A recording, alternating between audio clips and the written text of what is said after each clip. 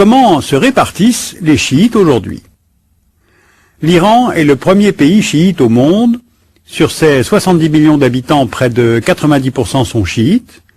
Le chiisme est la religion d'État depuis 1501, mais comme l'a montré l'histoire, le chiisme n'est pas un phénomène spécifiquement perse, mais plutôt arabe. On trouve ainsi des communautés chiites importantes en Irak, où ils représentent plus de 60% de la population, au Liban, la communauté chiite regroupe là près de 40% de la population libanaise, à Bahreïn, au Yémen, au Qatar, au Koweït. En Arabie Saoudite, une minorité chiite vit dans l'est du pays, environ 15% de la population.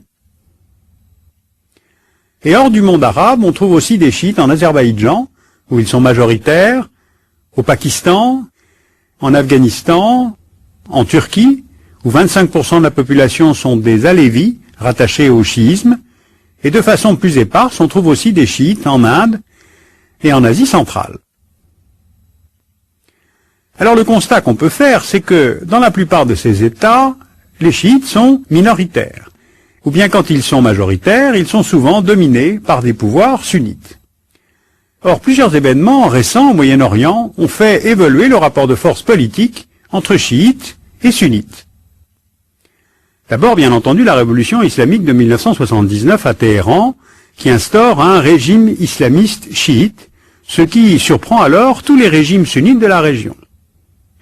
Ensuite, la guerre au Liban, où émerge en 1982 un mouvement politico-militaire soutenu par l'Iran, le Hezbollah. Ensuite, la chute de Saddam Hussein en 2003 a permis aux chiites majoritaires en Irak d'accéder pour la première fois au pouvoir.